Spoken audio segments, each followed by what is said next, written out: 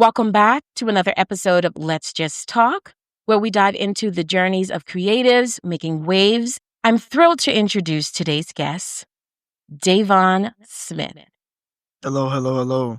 A dynamic actor and former collegiate track and field record holder. Okay. Davon brings a unique blend of discipline and a passion to his craft. You might recognize him from his leading roles in films like Deadly Retreat and For the People. Beyond the screen, Davon is also an author. With his upcoming book, Rooted in Resilience, set to release on Amazon. Shout out to that. Yes, ma'am. In this episode, we'll explore Davon's transition from athletic adventures to his acting adventures, his approach to embodying diverse characters, and the stories that inspire his work the most. So, Davon, let's just talk. Yes, ma'am. I'm so glad to be here. It's amazing. I am so happy to have you here, Davon. I'm going to start off by saying we do have something in common, aside from acting. I used to run track and field. Oh, wow, really? Yes, I did in high school. Oh. And I didn't take it serious, but I felt like I was okay. Yeah. I feel like I was okay. I did go to a few, I think you call them like the overall national competition. Oh, yeah. Yeah, and I think I placed like fourth in one of them. That made me realize, oh, you actually could do this. You good. Yeah. My specialty was long jump and the 100. Okay. Mhm. Yeah, I used to always want to do long jump, but my coach, he would never. Shout out to Coach Hager. But he would never let me do long jump. Why? Because I did so many other events that I was good at. I would do the 60, the 200, the 300, the 400. So he's like, oh yeah, we can't risk you doing long jump, man, because you might mess around, pull something. Then what we gonna do then? I'm like, But funny enough, because that was indoor track. When we started running outdoor track, he finally let me do it, and I end up actually quitting like 2 months later. Anyway, Why'd you quit? I didn't enjoy running track. Oh. Yeah, it was just something to do, you know what I mean? Because it was just something to do. But I actually didn't enjoy running track at all, honestly. Winning was fun. It was fun and dandy, but I was like, I'm not really having like that much fun on the actual track team. Yeah, and then the competitions for me was like, a day out from regular classwork. For me, that's what inspired me to want to continue doing it. But I hated the fact that people were more dedicated to the craft than I was. However, it was probably their venture and not mine, because clearly I'm an actor now. Yeah. And not some Olympic track star. So, Davon, is it Davon or Davon? Because I don't want to mispronounce your name. Oh, it's Davon. Davon. Yes, Davon. ma'am. So, we did talk about a little bit of your work in the intro. I did want to go into that a little bit later on in the podcast, but I would like to start from the root. I'd like to know how you got into acting, from track to acting. You gotta close that gap for us. Okay, so I stopped running track back in 2023, I believe, at my old school in New York. And once I left that school, I came back here to Georgia. And, I was just trying out different things, just kind of, because I did sports all my life. Basketball, football, now it was track. And I didn't really, as an athlete, you don't really know nothing else besides like that. So I'm like, okay, well, once I quit, I was like, okay, well, what's next? You know what I'm saying? So it took me actually like a year and a half to figure out what's next. Figure out what you wanted to do. So my friend Jeff, he had this thing he was doing with this business called Golden Strand Media. And with Golden Strand, I did this thing with my boy Jeff. It was like a little film. And it was this guy named Gray and this woman named Lena. And Gray walked up to me after the film. He's like, hey, man, you ever thought about trying to act?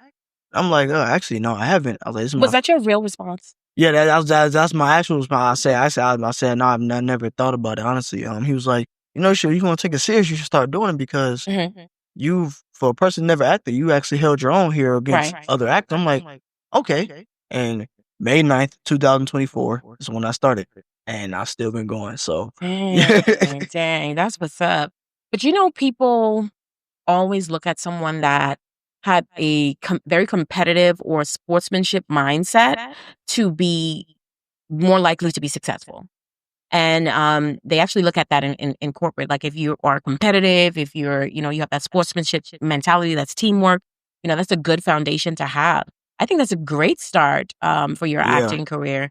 So what was your breakout film that you landed in that early entry phase where you realized, oh shit, I actually am about this life? So I started acting in May. My very first film I booked for my country was in July. Mhm.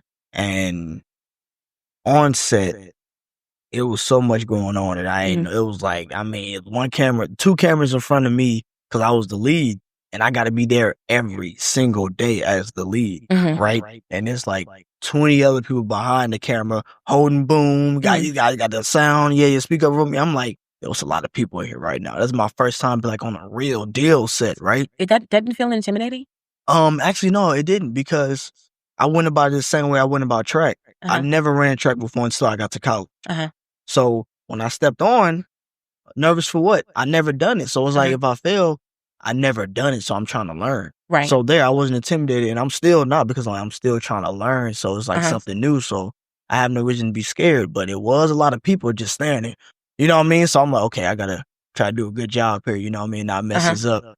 So that was my very first role, and I never forget that role. They definitely took a chance on me, and they were surprised that I only had been acting 2 months at the time. Oh, they always say that. They whenever they spot something great, it's like, wow, you just started acting? Yeah. Yeah, this talent has been with me. Hello. Just needed an opportunity. But yes, that's a great approach. And I think that's really remarkable that you started out with a lead. Most people, they do a little background, get a little bit of an intro to the industry. Yeah. Then they jump from a background to getting representation to possibly getting industrial commercials. Yeah.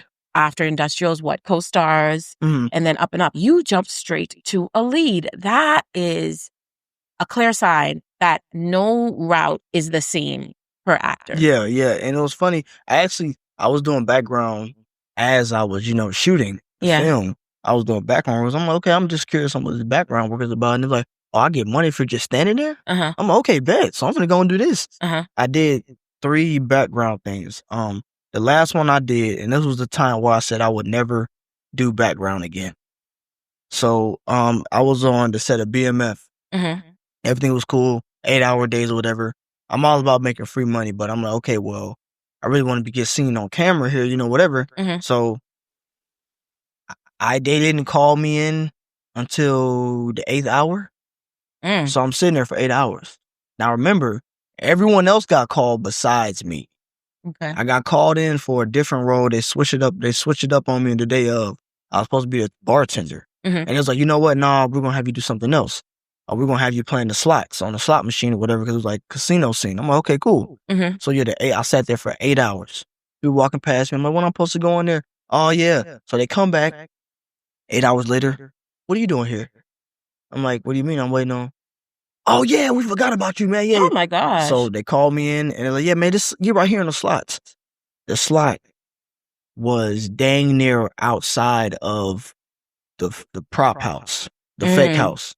So that it's a fake building. So the slot machine is basically by the door, by the director. No chance I'm getting seen on camera at all. The camera's above he's like over my head. So that was a waste of time. Yeah.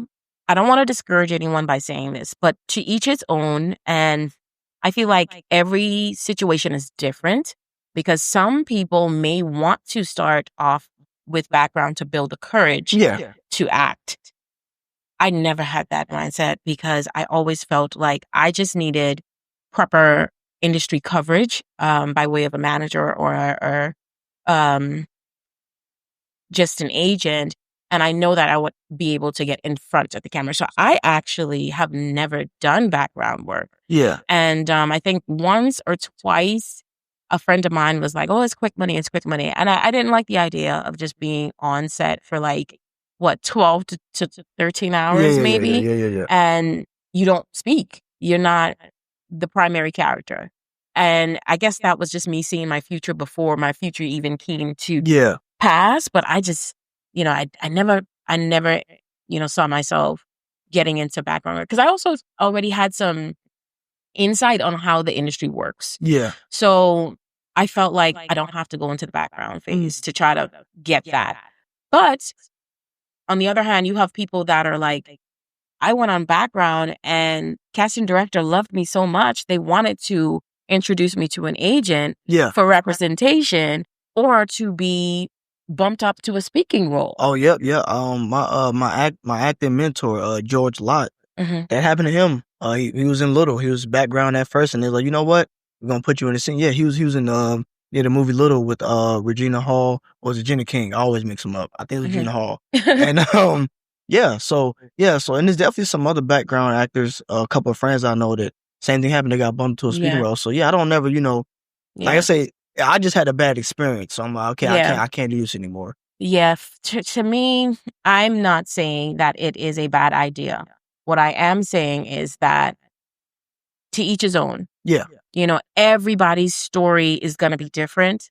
And, Davon's story may have been him being on set for 8 hours and then nothing on camera. Yeah. But someone else may have been on set 8 hours. Hey, can you get familiar with this script? I've definitely seen that happen. It's about the type of risk that you're willing to take with your own career and your own path, So, yeah. About that lead role that you were in, tell me a little bit more about how you approached that, especially it being your first big body of work. Well, the most powerful thing I had into going into that lead role was that I was ignorant to the industry, right? And sometimes you don't, like, when you don't know that you're not supposed to do something and you don't know that there's actually a boundary or, there's like a ceiling that you're not made. Oh yeah, I mean, you can't get a role unless you got an agent or manager, or you need years in this thing. I didn't know that. So I'm just trying out everything. And then boom, 2 months in, I'm like, what was they talking about? But if I listen to them, then I'm like, oh, well, I wouldn't have did it. But the way I approached it was, I'm like, okay, I immediately started doing research, and I'm like, okay, so how do I be professional on set? How do I, like, not waste these folks' time because they're trusting me to be the lead, and I have to be there 8 a.m. to 10 p.m. every single day we shoot, and I got to be on it every single day. So I'm prepared. I got to know my lines. So I'm like, okay, I read the script front and back, and they will tell you, I knew that script front and back, everything, right? And plus I have a photographic memory. They thought I was playing about that. I messed up one line. I looked at the paper. I gave it back to them. I never looked at the script ever again. That's what's up. The most average time an actor gets off paper is usually 10 minutes. And that's maybe 3 to 4 pages, maybe shorter, honestly. But that is amazing.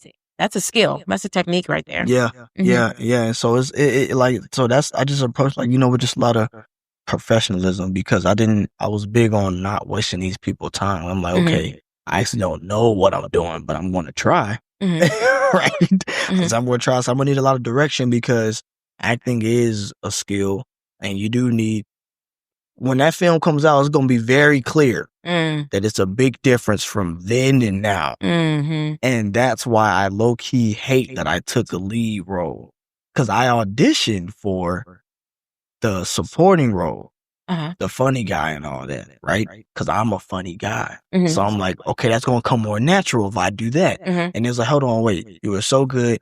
You auditioned for the lead? Lead is cool.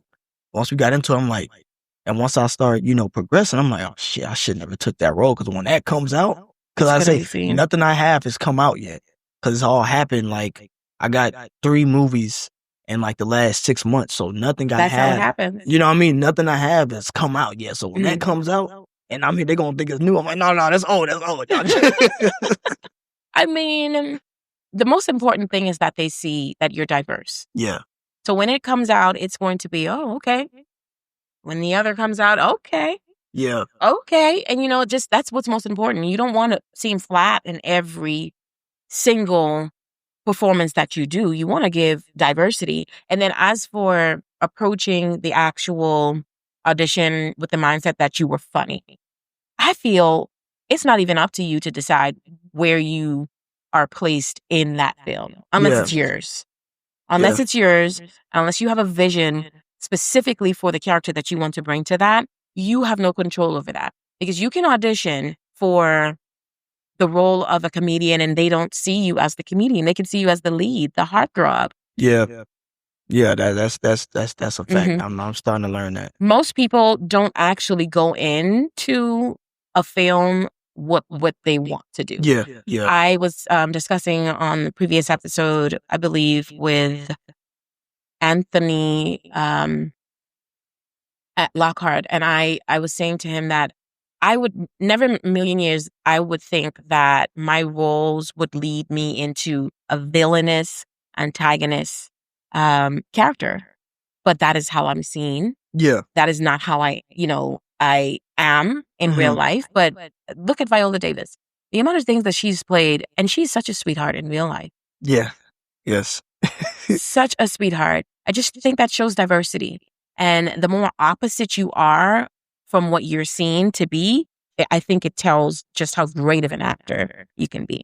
Yeah. You're right. You hit it right on point. Yeah. So you mentioned you have some projects that are in post-production right now, or pre-production, I think it's called.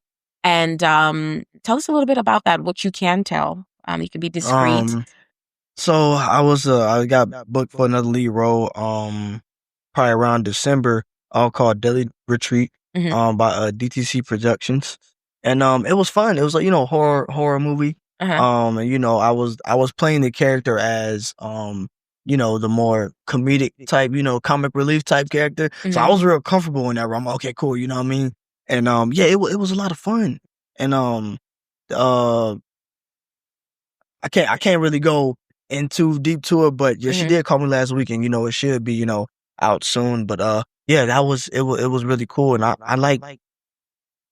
I do like doing things that's out of my comfort zone. But when I get a chance to do things that's in my comfort zone, I'm gonna do it. Right. Right? Because I'm like, okay, cool. Like that's what I'm comfortable at. So it's like it's not really acting at a certain point if that's actually you. You know what I'm saying? So that's cool. And I booked another project, Art of Murder, 2 weeks ago. Oh, yeah. Congratulations. Yeah. I was on set Friday. Yeah, I was on set Friday, and this one, this might be my best character I played. I like it. Yeah, I definitely, because like I'm glad the movies I got so spaced out, because you get to see my progress go on and on and on and on. And like with this one, like I'm telling myself like, damn, like I'm really like I'm on it. You know what I'm saying? Like I'm locked in. Like I'm obviously I'm not the best that I could be yet. I feel like I'm never gonna be the best I could be. Like, you know what I'm saying? But for right now, I feel like I'm doing pretty damn good for a person just under a year. Like I'm under a year. That's progress.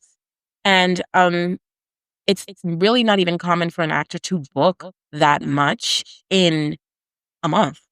Sometimes we go a year before booking that one big show. Yeah. Or, maybe 2 years. But the fact that you are knocking all of these off your list within a matter of weeks, that is a really good sign. Yeah. Progress to come. More progress to come. Yeah, it's just, I really work hard at this thing, and I came into this thing with athlete's mindset, like, okay, well, if I grind, something's gonna come out of it. And, that's what I'm like, okay, if I do that, then I'm gonna be good, right? Because I had to find what was different about me. Okay, my acting mentor, like I said, George Locke, I was on his live one day, and he mentioned something that his mentor told him. It was something along the lines of find where what makes you different, or something like that. And I wrote that down, and I put a sticky note, and I taped it to my laptop. I open my laptop every day. So I got that sticky note sitting right there. October 19th, 2024 is when he said it. And we don't know the date, because I put the date and everything right there, and I'm like, okay, I gotta find what makes me different, because there's so many black guys that are 5'8" with the fade. They got earrings, and, you know what I mean? And so I'm like, they're funny. So I'm like, okay, what makes me different?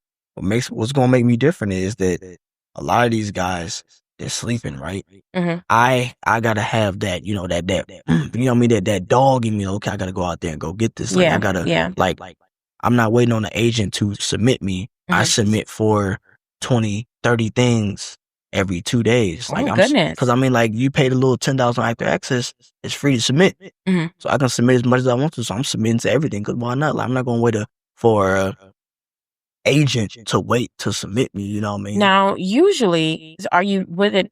I'm assuming you're with an agency. Yes. Usually, they don't like that. So how do you approach that? I'm not worried about it. You don't care. Yeah, I look, they can like what they want to. I've been submitting myself for projects before they got there, and I'm going to keep doing it after they're there. And if I find a new one, I'm going to do it with them too. I mean, it is ultimately your career, and you are entitled to do whatever you want to do to help progress your career. Yes. In my opinion, I don't necessarily support the idea of not submitting oneself, because this is a business, and you don't just stop working on your business the moment you hire a contractor or just, someone to help you grow the business. So on that hand, I don't, agree. But then on the other hand, it's like, okay, let's start, changing things up. Maybe, I don't know, allow us to continue pushing ourselves, but make it more visible so that we both know what projects we are presenting ourselves for. Because you both don't want to submit for the same project. That does not. Yeah. And that, from an agent's stance, I understand why they would not want for sure. us to over. For sure. I guess crowd the casting director's inbox. But at the end of the day, as an actor, I say, if you're not pushing yourself, who is going to take you seriously enough to push you? Yeah, for sure. Because you have to dedicate yourself to pushing the idea that you are this person that you are not as yet. And until you get to that point where people could see that for themselves, it is entirely up to you to push that idea, that narrative on who you are and what you're about, And I think that comes with true hustle, submitting yourself, networking a hell of a lot, doing your research to try to figure out what's going on in the industry and just how you can actually get up on game on, you know what I mean? To kind of get to the next level. I agree. I absolutely agree with it. So I'm split with it, but I definitely can see, both sides when it comes to self-submitting. Yeah, for sure. It definitely is a hustle. Yeah, but I encourage all actors to self-submit. Everything I've gotten been self-submit.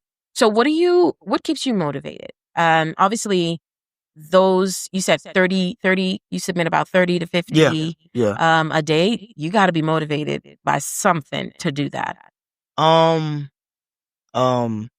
The main thing I'm motivated by is, God motivates me. And I'm like, I got to get this done, because the way I'm progressing and the people I'm meeting, that's, helping me out and things like that, I'm like, okay, obviously there's something I'm supposed to do with this, right? Because people have been telling me I should do something like this my entire life, because, how they will see me interact and stuff like that, and how I can like improv on the fly. And maybe you should, I'm like, no. But I'm trying out now, and the way I'm progressing, I'm like, okay, I prove people that told me that, you're not going to book till you get an agent. Everything I got, no agent, no manager, right? Oh, you got to start from somewhere. You got to start from somewhere. Yeah. Like, people don't just jump into the industry and just, what you going to submit? The agent's not going to, they need something to see. They need something to see. Some of them take risks and chances, but it's more than just appearances. They need to see that you are putting in the work. They need to see if you can sell yourself. Because if you can't, so what I said, if you cannot sell yourself, how do you expect an agent or a manager to sell you? So God motivates me. And my grandma, passed away of cancer around 2023. I'm so sorry to hear that. And she told me to run track and stuff like that, and I waited until she got sick to start running track and do all those things she said I could do from the jump. She never came to a meet ever. So, she passed away, and she always wanted me to act. She always wanted me to model. Oh, no, I don't want to do that. So now I'm doing it while she passed away. I'm like, okay, I got to keep going for her. I'm proving her right by doing great things. And more importantly, I got to keep doing this for my dad, my auntie, my cousins, because what if someone else goes before I get a chance to do what they said I could have been good at? That's So that's my main motivation. That's why, okay, I have to make this happen, and I have to run off 100% passion and effort, because a lot of people don't have any passion. They just, oh, money, money, money. Yeah. If I wanted to be a money, I would have been a surgeon. Yeah. I just want to do it. Yeah. You know what I'm saying? I just want to show my peoples like, yeah, I did it for y'all, you know what I mean? And I did it for my grandma, and I did it because my grandma and God knew that I could do it. You know what I'm saying? It's always been known in my heart, but I just was always pushing it off. Like, a lot of times we would self-sabotage and be like, oh, no, I can't do it. Oh, they don't want me. Why not?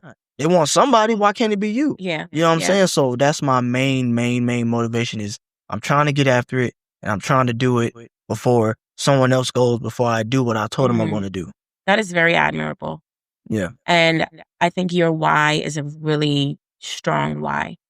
And as you know, and in class and in coaching sessions, they tell you have to have a why in order to kind of, be in this industry and understand what you want out of the industry. And, if you're listening and you don't currently have a why, I encourage you to think about what that why is. Why do you want to act? Why do you want to give this part of you to the world, to the TV screen? Yes. Figure out what that why is, and it's going to help you along the way in your acting career, because I'm certain your performances have a little inkling of those people that you want to see you in this place. Exactly. Yeah, of success. Exactly. What I'm going to say is this.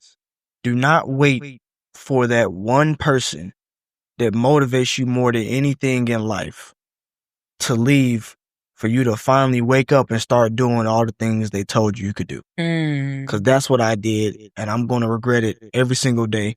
But I tell you what, I'm never going to regret it again, because I'm never going to do it again. And that feeling can show up in so many different ways. Yeah. And it can look different, for each person. And I kind of resonate with it. That's my favorite word on this podcast, resonating, by the way. So I resonate with the fact that I do not want time to pass by where I miss an opportunity. Exactly. And it although mine, unlike yours, is not focused on losing someone, it is focused on time. Yes. I don't want to lose another minute, another hour, another day, month, or year where I am not fully investing in my career or just all the things that I'm setting out to do to either better my life or to just be a better, happier me. Yep. And for me, it's time. Like, if I am spending way too much time consuming junk, I'm not going to get the body I want. Yeah. Because I'm wasting time eating junk food. Yeah. So I like to look at it that way. I want to spend at least about an hour or two a day focusing on, my acting career or acting ventures, because you want to put some time into it to be consistent with it being you putting effort on a daily basis, basically. Yeah, I agree.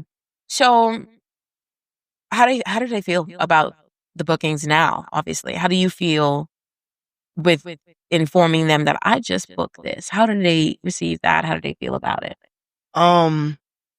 Who you talking about? Who are you speaking of? Those people that you are really trying your best to make sure that they see all the greatness that you're working on. Oh yeah, yeah. So obviously, so they, what's funny? I really don't tell them that much. What? You doing all of this, and you want to make sure that they see this? You got to tell them. Yeah, like the reason why I haven't told them, because I'm in that gray area of, oh yeah, I'm doing this. Oh, where it's at? Oh yeah, it's coming, man. It's coming. Oh yeah. boy. So I ain't got nothing to show nobody right now. But yeah, it's coming, man. But you still can talk about it, though. Yo, no, I talk about it a lot. I definitely do, because I definitely very happy about it every time. Like, whatever thing I get booked for, whatever opportunity I get, I feel the same way I did as the first one. Like, I was so happy. Oh, I did it. Yeah. You know what I'm saying? I feel that way every single time, because it's a blessing, because I hear a lot of stories about how people been in this industry for years and they've never booked or been in anything. Because this is probably not an industry for them. Yeah, and that's what I'm saying. Like, I'm like, something got to give. Even then, don't let that deter you. Don't let not booking deter you, because we discussed this on a previous episode with Elena Guidry. Do not wait for someone to give you an opportunity. You can give yourself an opportunity. You can make your own opportunity. Oh man, I'm gonna dive into that later. Yeah. I'm telling you. Oh Yeah. my, I'm gonna dive into it now. I'm gonna dive into it now. I stopped waiting to be validated by casting directors and stuff like that. I know a lot of friends that have cameras, that have sound guys, that have editors. And I'm like, you know what? I'm gonna write a script. I'm gonna write a damn script, and I'm gonna put my friends that I know are grinding out here in the film, in the series. So right now I'm working on the miniseries, and right now I have the cast already set, and I'm just getting the crew together, and we're gonna make it happen and I'm writing characters that we want to play. Yeah. Right. That way we have more real, and we're not waiting on people to give us that role so we can then have real. I've paid people, that film actors, right, for a certain price, good quality and stuff like that. Okay, bet. You pay us X amount. We film you. We put you on some scenes with somebody else that's known a little bit in the industry, and you can use that as a reel. I've done that, and I'm gonna do it again. Sometimes you have to do that though. Yeah. Because how do you get from background to lead without doing that? You have to actually put yourself out there by investing in your reel and quality work. I call it your visual resume, but it's a reel. Yeah. You know, and it allows that casting director to see, okay, they may not have anything out right now that I can stand firm with, knowing that they will deliver. I can at least see that they are working consistently on getting their craft out there. Yes. Whether by way of a web series, YouTube, Yes. you know, a network episode, it does not matter. They like to see that you are consistently working on good quality projects. Yes. Yeah. Yes, exactly. And that's why I chose to do a series on purpose. I could do a film just one thing, right? And, you know, with independent films, they might not take as long as, you know, the big time films. It might not be, years in between, right? I'm like, you know what? I'm going to do a series. Because if I do a series, they're going to see in those episodes that we're getting a little bit better each and every single. They're going to see the progress in real time. I'm like, you know what? I'm going to do us a little series. We're going to be in some episodes or whatever. And that way you can just have something to consistently put on your resume. Yeah. You feel me? Like, I'm like, okay, what characters would you want to play? What characters do you see yourself as? Or what characters do you think the audience see yourself as? Because that's what's really important. Yeah. I saw myself as something totally different than what my agent did and what other people do. I'm like, what? I'm like, I don't want to do that, man. But that's you know what I'm saying? So I'm like, okay. But, you know, I'm creating my own lane to do the thing that I want to do, you know what I mean, first, because I'm like, okay, well, I did what you wanted me to do. Now let me see what I can do myself. Because this may help, honestly, encourage them to see you in that light as well. Exactly. Yeah. I agree. So can you tell a little bit about what the series is about? Yeah, so the series, it follows, it's kind of like a Boys in the Hood, higher learning type thing. So it follows 3 black men. The setting is set in the 90s of Atlanta. During a little bit past the you know, the crack epidemic and stuff like that. And they started off as 3 brothers. They grew up together. Not real brothers, you know, just friends that grew up together. And somewhere along the way, they got caught up in the violence, and they became products of their community, products of their environment. So it's really cool the way I put a twist on things, because after every episode, there's an educational message in what's going on. Episode 1, you're fighting for streets that don't even belong to you, right? You're fighting for things that don't even matter. If you die out here, what have you done besides cause havoc? Like, that's going to be it's not like, you know, I'm not glorifying these things. I'm putting a spotlight on it saying, no, this is what you're not supposed to do. These guys are doing it, but here's how it's going to end, right? So the way it's going to end is not the way that things usually end with these things in films, but it's how it ends in real life. So plot twist. Yes. So yeah. So yeah. That's good. I always talk about just not sleeping on your own projects. Yeah. And I say that to say, because I really, really like Issa Rae's story and how she started and how she took Insecure from a web series all the way Oh, to, yeah. to HBO. And I think that's usually how it all starts. We Yeah. talked before we went on live about how many people in the industry, they, create a collective group of very strong and like-minded individuals and creatives, and they create projects. And these are some of the best hits out here right now. Yeah.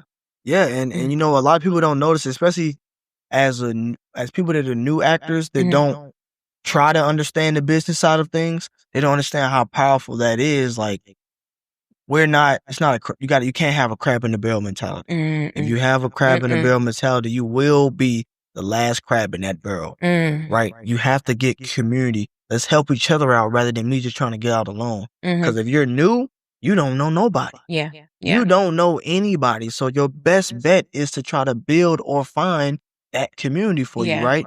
Will Packer, Ryan Coogler, Adam Sandler, they all put their people on. Yeah. Every film you see, you're bound to see one of the same people. Yeah. But no one ever noticed it when we're down here. They're like, oh, wow, a Will Packer movie came out. But are you noticing the bigger picture? Yeah. Kevin Hart's always there. Or Taraji. Yeah. Or Regina. So it's like, you got to realize what's going on, right? So that's, to me, I feel like how it's supposed to be, especially for Black actors and actresses. I do think that we have to help each other out. This is a collaborative industry, and you cannot make a film by yourself. I don't care how much you want to. You cannot be the lead, the guest star, the recurring, the co-star, the background. Everyone has its place. And I feel like in order to make those things great, you have to create a collective of people that can always deliver, that you want to also help out in the industry because they're helping you out with your project. Yeah. I definitely believe that community is important in this industry. And I, from a very, very early on point in my acting career, picked up on the trend. Oh, yeah. Definitely picked up on the trend, especially because I believe Adam Sandler, Chris Rock, and what's the other guy's name?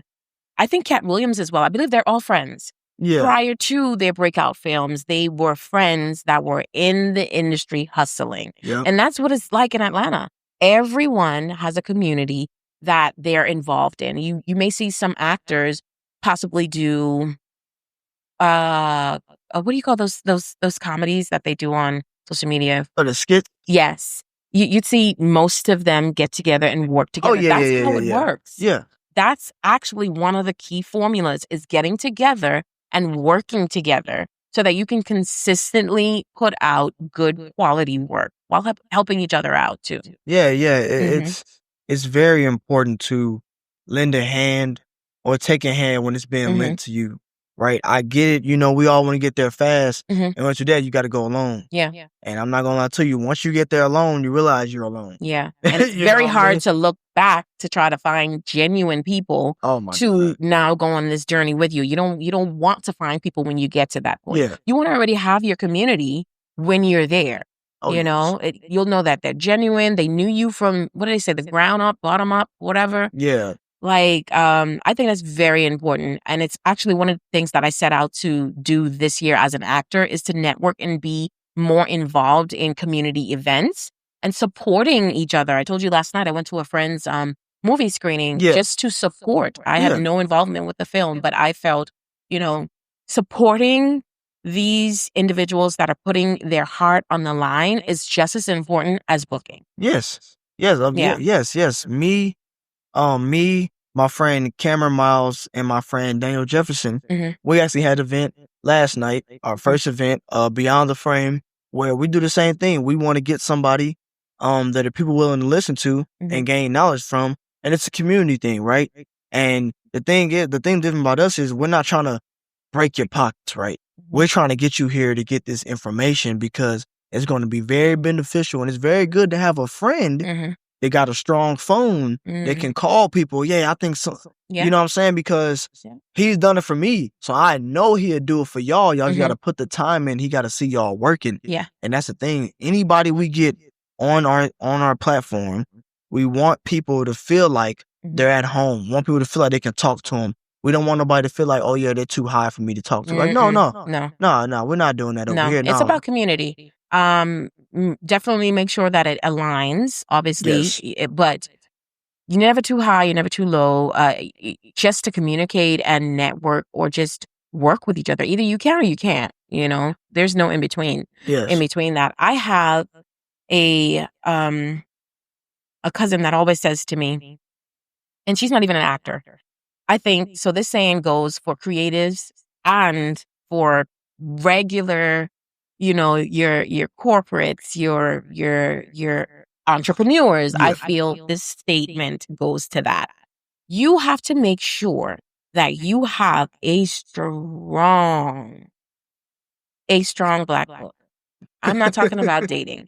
I'm talking about when you have legal issues, do you have a friend that you can call that is in that field that you can reference? Yes. When you need a private charter plane, do you have a friend that can possibly, and I know these things sound far-fetched and a little bit out there, but I am so serious.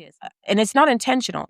When you have people that are just as strong-minded as you are, you begin to look at the contributions that they have in this world and how you can help them and how you can support them by thinking of them as, oh my goodness, I have a friend that's a lawyer. Let me go to her for some legal advice. Oh yeah. You're supporting their business. When you're thinking about, oh my goodness, I have a friend that owns a flight school. Yeah. You're thinking of, okay, how can I support his business?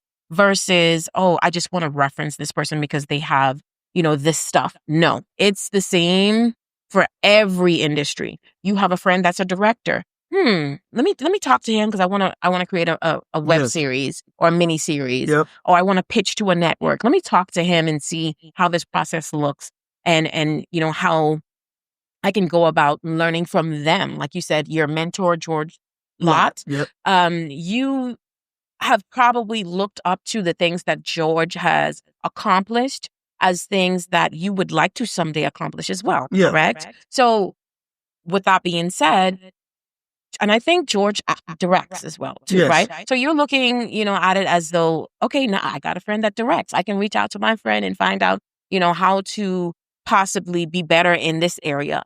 This is needed. Whether you're in an acting career, whether you are in an office setting, whether you are just a regular, just entrepreneur trying to start a business, you have to look at the people in your life and see what contributions that they make to the world and how you can actually assist them in their contributions by way of supporting them. It can just be retweeting, reposting. It could also just be maybe just finding out a little bit more about what they do to see how you can assist them. Yeah.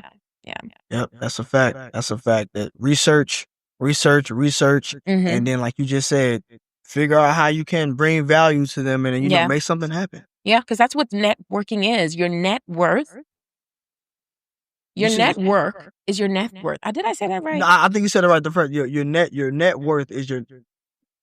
It's one of them. It's one of the two. It's one of the two. But I'm sure you get where I'm coming from, and that value is in who you network with. Oh yes, and I always tell people, okay, the 4 things that you need, and I will live and die by this. The 4 things that you need to be successful in any industry: God, marketing, relationships, and dedication. You need God to keep you grounded and understand that your no is a no, and you need to know your no. And you need to know when something's for you and when something's not for you, and He will tell you.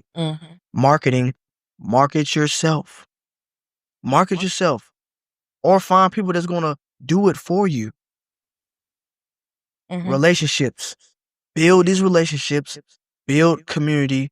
Find a community of people that's going to be behind you and take you wherever they go, or you take them wherever they want to go. And last but not least, commitment or dedication. You got to stay consistent. You have to. You can't give up. You got to wake up every day understanding that, okay, this is something I need. If it's something that you want to do, then do it. When you're hungry, you eat. When you're thirsty, you drink. When you want to be successful, you need to go try and succeed. You can't just pray and go to sleep. You got to pray and go do. And that's real. Yeah, I agree. I definitely agree with you on that.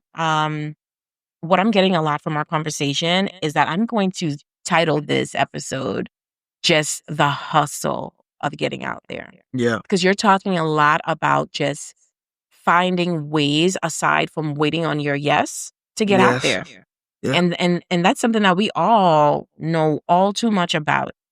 Just creating our own content on social media, just being consistent with just acting material in general is so important. And there are a lot of people that are hesitant to even step out on their own to put their own projects out there, believe it or not. Yeah. They are. Yeah. And you know what's funny? Here's the thing. You can't wait. A lot of us wait on people to come save us. A lot of people believe that Superman is real, Captain America is real, and you know, when you're down on your luck, you believe they're going to come down and come pick you up. But they're not. Superheroes do not exist. The only hero that you have is God and yourself. You always had the cake, and God is going to save you regardless. So stop waiting on anybody else to give you validation besides the man in the mirror and the man that you talk to, the woman in the mirror and the man that you talk to. That's all you need. Yeah. That's it. No one's going to come save you. No. Nobody but yourself and your God. Wow.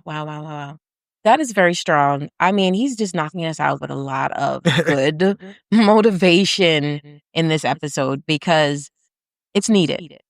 And we're all in the same boat when it comes to how we think and approach this acting industry. So I encourage you to look up some of Davon's work and just support him.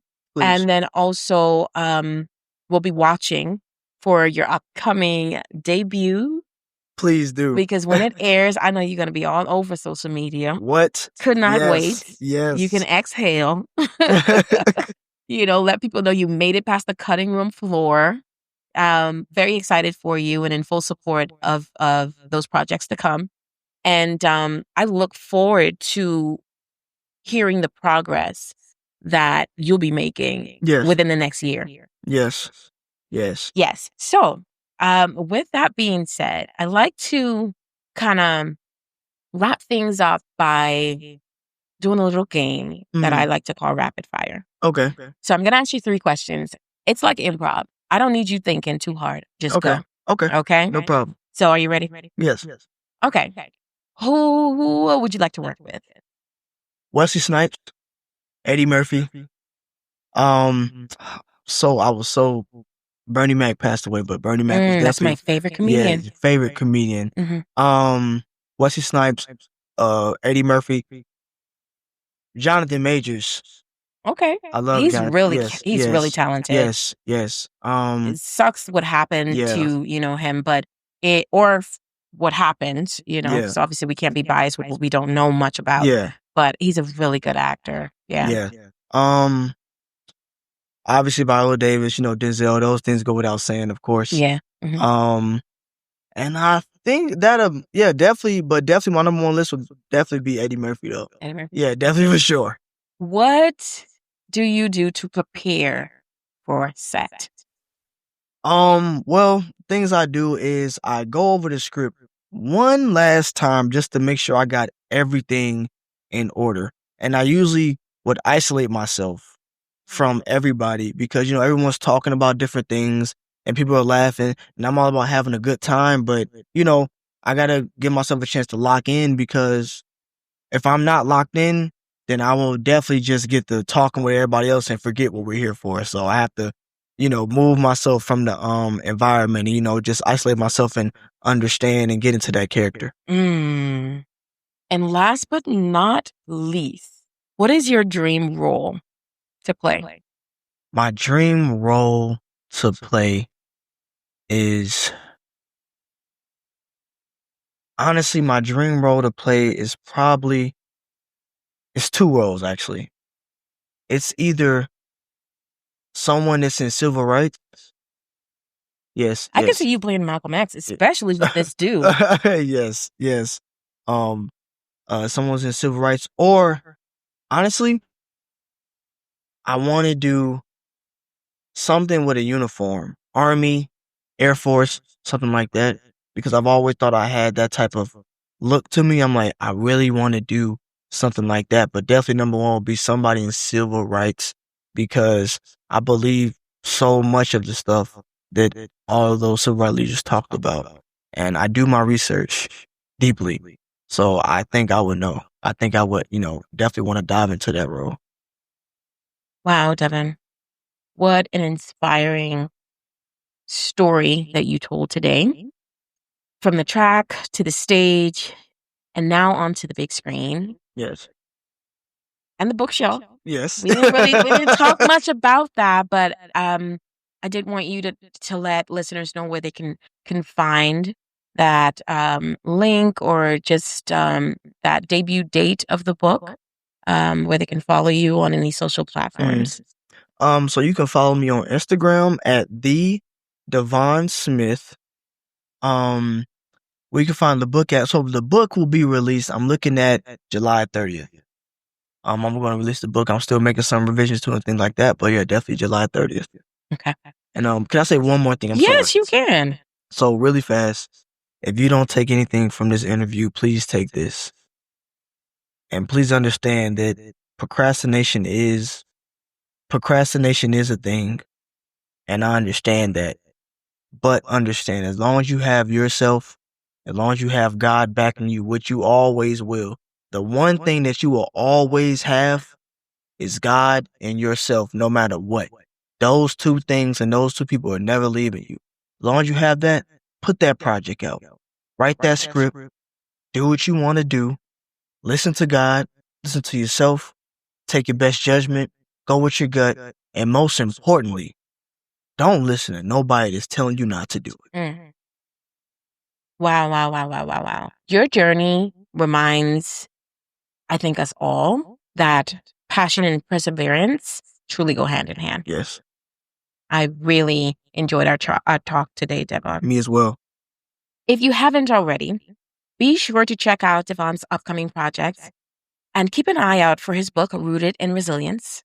I know I will. You can also follow him on social platforms, as he mentioned, to stay in the loop, and just also, like we discussed today, support. Yes. Thank you all for tuning in to another episode of Let's Just Talk. Don't forget to like, share, and subscribe. Heavy emphasis on the subscribe, guys. We get into views, but subscribing does help, okay? Don't be afraid. We're nice here, because these conversations are just getting started. Yes.